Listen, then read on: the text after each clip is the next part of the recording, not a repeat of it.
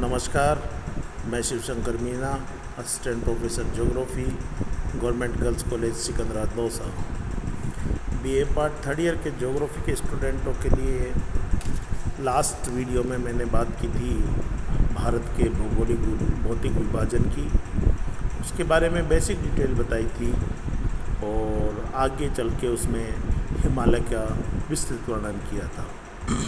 फिर उस वीडियो में मैंने कहा था कि आगे बचे हुए गंगा का मैदान, दक्षिण का पठार, इन सब चीज़ों को और तटीय प्रदेशों को लेते हुए हम और ई कंटेंट पर डिस्कस करेंगे।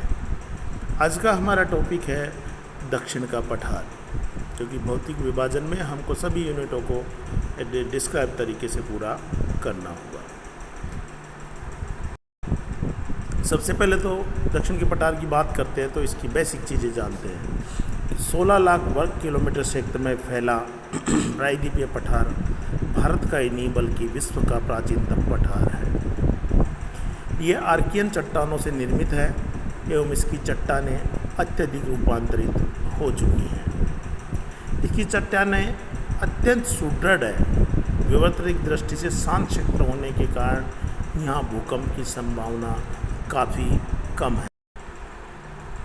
दूसरी ओर इसमें बात करें हम कि अरावली, कैमूर, राजमहल एवं शिलांग की पहाड़ियाँ इसकी उत्तरी सीमा बनाती हैं। दक्षिण में ये कन्याकुमारी तक फैला हुआ है। ये पठार अनेक धरातलीय विविधताओं से भरा हुआ है। विभिन्न पर्वतों की उपस्थिति के फलस्वरूप ये पठार कई छोटे छोटे पठारों में विभाजित हो गया है। इसके अलावा कई सक्रिय एवं चौड़ी घाटियाँ भी इस पठार में पाई जाती हैं। वर्तमान समय में यह माना जाता है कि मेघालय का पठार प्रायद्वीपीय पठार का ही उत्तरी पूर्वी भाग है। एक बार मैं आपको क्लियर कर देता हूँ कि मैं इसका जो PDF भेजूँगा, पहले वो PDF पढ़ना, कुछ मैप और इमेज भेजूँगा, उनकी स्टडी करना, और सामने हो सके तो एटलस खोल के रखना जिसमें इंडिया का मैप हो, तब आपको ये अच्छे से समझ में आएगा। गंगा एवं ब्रह्मपुत्र द्वारा लाए गए निक्षेपों के बीच में भर जाने के कारण ये पठार प्रायद्वीपीय पठार से अलग प्रतीत होता है। राजस्थान मरुस्थल के गर्भ भाग में भी प्रायद्वीपीय चट्टानें ही पाई जाती हैं। प्रायद्वीपीय पठार की औसत ऊंचाई लगभग 600 से 900 मीटर है और प्रायद्वीपीय भारत का पश्चिमी तट का तीव्र ढाल उस भ्रंश का घोतक है जो अफ्रीका से भारत के अलग होने के कारण बना था। ये चीज़ मैंने आपको फर्स्ट ईयर में पढ़ाई थी महाद्वीपीय विस्थापन सिद्धांत में, जो आपको याद होगी। यही कारण है कि अनेक विद्वान पश्चिमी घाट को वास्तविक पर्वत न मानकर उसे भ्रंश कगार या फॉल्ट स्क्रब मानते हैं। इस पठार का झुकाव दक्षिण एवं दक्षिण पूर्व की तरफ है। फलस्वरूप अधिकांश नदियाँ बंगाल की खाड़ी में गिरती हैं एवं पूर्वी घाट पर्वत का काफ़ी अपर्दन हुआ है। भूसंचलन के कारण इस पठार पर कई दरार घाटियों का निर्माण हुआ है। नर्मदा एवं ताप्ती जैसी नदियाँ दरार घाटियों का अनुसरण करते हुए प्रायद्वीपीय पठार की ढाल के विपरीत प्रभावित होकर अरब सागर में गिरती हैं। हिमालय के उत्थान के दौरान प्रायद्वीपीय भारत में नवन में इसके प्रमाण मिलते हैं। इस पठार के कई भागों में ऊपर उठे हुए संप्राय मैदान देखने को मिलते हैं। इस पठार के उत्तरी भाग का ढाल उत्तर एवं उत्तर पूर्व की ओर है, जो सोन, चंबल, दामोदर नदियों के बहाव की दिशा से स्पष्ट है। ये पठार काफ़ी घिसा हुआ है। इस पठार पर हिमाच्छादन के भी प्रमाण देखने को मिलते हैं।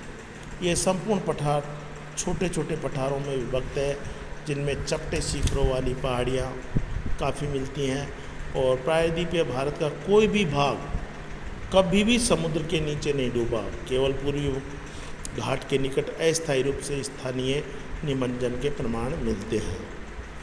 ये तो इसकी बेसिक चीज़ हुई। अब इसको हम डिवाइड करेंगे कई भागों में, जिसमें इनके विभिन्न पर्वतों का वर्णन करेंगे, पठारों का वर्णन करेंगे और कई माइनर चीज़ें हैं उनको विस्तृत रूप में लेते हुए चलेंगे। अब सबसे पहले देखते हैं प्रायद्वीपीय पर्वत।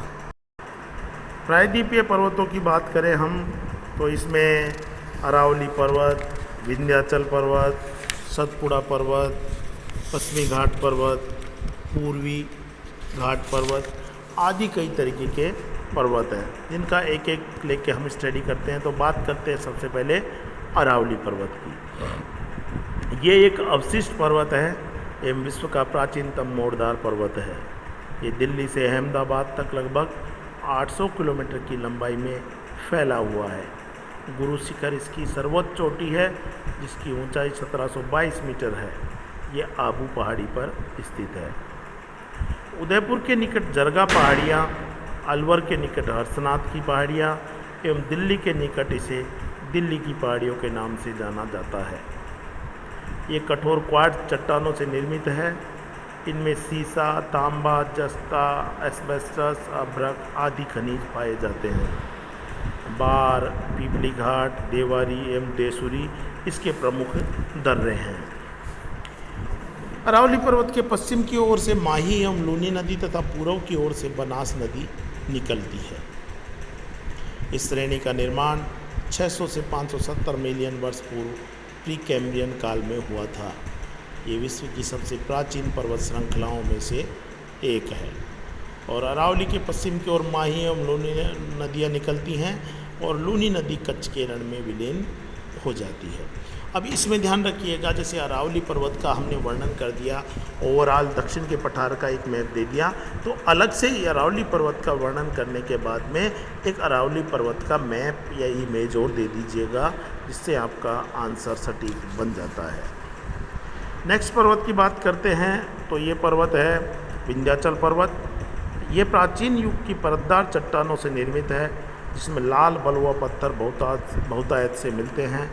इसकी औसत ऊंचाई 700 से 1200 मीटर है। ये पर्वतमाला पश्चिम से पूर्व की ओर भारनेर, कैमूर एवं पारसनाथ की पहाड़ियों के रूप में गुजरात से लेकर बिहार तक विस्तृत है। ये पर्वतमाला उत्तर भारत को दक्षिण भारत से अलग करती है।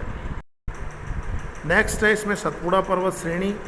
ये पर्वत श्रेणी पश्चिम में राजपीपला पहाड़ियों से प्रारंभ होकर महादेव एवं मैकाल पहाड़ियों के रूप में छोटा नागपुर पठार तक विस्तृत है। इस पर्वत श्रेणी की सबसे ऊंची चोटी धूपगढ़ है, जो कि 1350 मीटर ऊंची है और जो महादेव पर्वत पर स्थित है। पंचमढ़ी भी महादेव पर्वत पर ही स्थित है। मैकाल पठार छत्तीसगढ़ राज्य में स्थित है। मैकाल की पहाड़ी का सर्वोच्च शिखर अमरकंटक है, जो 1036 मीटर ऊंचा है। अमरकंटक कई नदियों का उद्गम स्थल है, जहां से सोन एवं नर्मदा नदियां निकलती हैं। इस पठार के पूर्व में पूर्वी घाट की पहाड़ियां अत्यधिक कटी छटी हैं, जो सोन, चंबल और दामोदर नदियों की दिशा से स्पष्ट है कि प्रायद्वीपीय पठार की ढाल उत्तर और पूर्व की ओर है, जो महानदी गोदावरी, कृष्णा और कावेरी की दिशा से स्पष्ट है। अब आपको इन नदियों की लोकेशन याद होनी चाहिए और इनका फ्लो कहाँ होना, किधर की तरफ होता है, तो वो अच्छे से याद हो जाएगा। वैसे मैं नदियों वाला चैप्टर में ड्रेनेज सिस्टम में अलग से और बता दूँगा। ये एक ब्लॉक पर्वत है, जिसके उत्तर एवं दक्षिण में क्रम से नर्मदा एवं ताप्ती की दरारी घाटियाँ स्थित है। ये पर्वतमाला मुख्यतः ग्रेनाइट एवं बेसाल्ट चट्टानों से निर्मित है। भूगर्भवेताओं के अनुसार विंध्याचल पर्वत नर्मदा नदी की दरार घाटी का ढाल मात्र है। बात करते हैं पश्चिमी घाट पर्वत या सह्याद्री की। ये वास्तविक पर्वत श्रेणी नहीं, बल्कि प्रायद्वीपीय पठार का अपर्दित खड़ा कगार है। ये पर्वत ताप्ती नदी के मुहाने से लेकर कुमारी अंतरीप तक लगभग 1600 किलोमीटर की लंबाई में विस्तृत है। पश्चिमी घाट पर्वत के उत्तरी भाग में 16 डिग्री उत्तरी अक्षांश तक लावा के निक्षेप मिल पाए जाते हैं। इसके दक्षिणी भाग में नीलगिरी तक ग्रेनाइट एवं नीच चट्टानें मिलती हैं। आपको पता होना चाहिए कि प्रायद्वीपीय पठार का उद्गम ज्वालामुखी क्रिया के कारण हुआ था, दरारी ज्वालामुखी क्रिटेशियस काल में। पश्चिमी घाट पर्वत पर 4 महत्वपूर्ण दर्रे हैं: थाल घाट, भोर घाट, पाल घाट और सिनकोट। थाल घाट जोड़ता है, संपर्क मार्ग है इसका नासिक एवं मुंबई के बीच में, और भोर घाट है मुंबई एवं पुणे के बीच। पाल घाट है कोयम्बटूर एवं कोचीन के बीच में, और सिनकोट है त्रिवेंद्रम एवं मदुरई के बीच में। कलसुबाई एवं महाबलेश्वरम उत्तरी सह्याद्री की महत्वपूर्ण चोटियाँ हैं, और कुंद्रेमुख मध्य सह्याद्री की महत्वपूर्ण चोटी है। गोदावरी, भीमा, कृष्णा आदि नदियाँ उत्तरी सह्याद्री से निकलती हैं। तुंगभद्रा नदी एवं कावेरी नदी मध्य सह्याद्री से निकलती है। पूर्वी घाट पर्वत एवं पश्चिमी घाट पर्वत के मिलन स्थल पर नीलगिरी की पहाड़ियाँ हैं, और दोदा बेटा 2637 मीटर ऊंची नीलगिरी की सबसे ऊंची चोटी है। दोदा बेटा दक्षिणी भारत की दूसरी सबसे ऊंची चोटी है। नीलगिरी के दक्षिण में अन्नामलाई की पहाड़ियाँ हैं। ये पहाड़ी सागवान के वनों के लिए प्रसिद्ध है। दक्षिणी भारत की सबसे ऊंची चोटी अनाईमुडी है, जो कि 2695 मीटर ऊंची है, जो कि अन्नामलाई की पहाड़ियों में स्थित है। अन्नामलाई के निकट ही पालनी की पहाड़ी स्थित है। कोडाई कैनाल नामक पर्यटन स्थल पालनी की पहाड़ी पर ही है। नीलगिरी की पहाड़ी एक ब्लॉक पर्वत है। ऊटी नामक पर्यटक स्थल इसी पहाड़ी पर स्थित है। अन्नामलाई के दक्षिण में कार्डेमम या इलायची की पहाड़ियाँ हैं। ये पहाड़ी इलायची की कृषि के लिए प्रसिद्ध है। दक्षिण भारत की पहाड़ियाँ रबर, चाय एवं कहवा की कृषि के लिए प्रसिद्ध है। पश्चिमी घाट पर्वत पर ही शरावती नदी का गोरसोप्पा या जोग जलप्रपात है, जो कि भारत का सबसे ऊंचा 255 मीटर ऊंचा जलप्रपात है। इसी में नेक्स्ट है पूर्वी घाट पर्वत। इसकी कुल लंबाई 1300 किलोमीटर है और औसत ऊंचाई 615 मीटर है। ये पर्वत उत्तर में अधिक चौड़ा एवं दक्षिण में कम चौड़ा है। इसका उत्तरी भाग चारनोकाइट एवं खंडोलाइट चट्टानों से निर्मित है, जबकि मध्य भाग में क्वार्टजाइट एवं स्लेट जैसी चट्टानें पाई जाती हैं। इसकी सबसे ऊंची चोटी विशाखापट्टनम चोटी है, जो कि 1680 मीटर ऊंची है। महेंद्रगिरी दूसरी सबसे ऊंची चोटी, जो कि 1501 मीटर ऊंची है, जो कि उड़ीसा में स्थित है। इस पर्वत श्रृंखला को नदियों ने कई जगहों पर काट दिया है, फलस्वरूप यहाँ कई अलग अलग पहाड़ियाँ देखने को मिलती हैं। बीलगिरी एवं मालगिरी की पहाड़ी चंदन एवं सागवान की लकड़ी के लिए प्रसिद्ध है। विभिन्न नदियों ने पूर्वी घाट पर्वत को कई स्थानों पर काट दिया है, फलस्वरूप यहाँ कई अलग अलग पहाड़ियाँ देखने को मिलती हैं, जैसे जावासी पहाड़ी, जिंगजी पहाड़ी, कोल्लाईमलाई पहाड़ी, शेवेराई पहाड़ी, बीलगिरी पहाड़ी। और शेवेराई की पहाड़ी विभिन्न धात्विक खनिजों के लिए प्रसिद्ध है। अब ये इसके अलावा कुछ अन्य तत्व भी, जैसे राजमहल की पहाड़ियों की औसत ऊंचाई 500 मीटर है और इसका निर्माण बेसाल चट्टानों से हुआ है और यहाँ पर ज्वालामुखी के प्रमाण भी मिलते हैं। इसके अलावा गिर की पहाड़ी गुजरात में स्थित है। इसकी औसत ऊंचाई 500 मीटर है। और गारो, खासी, जयंतिया पहाड़ियों का निर्माण नवन में से हुआ है, जो कि उत्तरी पूर्वी भारत में है। और सालमा की पहाड़ियाँ छोटा नागपुर पठार पर स्थित है। यह अत्यंत प्राचीन लावा निर्मित पहाड़ी है। ताप्ती के दक्षिण में अजंता की पहाड़ियाँ स्थित है। तो आप एक मैप में अच्छे से इनको स्टडी कर लेना। वैसे मैं इमेज भेज दूंगा, लेकिन देखते रहना कि ये पहाड़ियों की लोकेशन कहाँ कहाँ पर है। और नेक्स्ट वीडियो में बात करेंगे हम प्रायद्वीपीय पठार के कौन कौन से पठार हैं। धन्यवाद।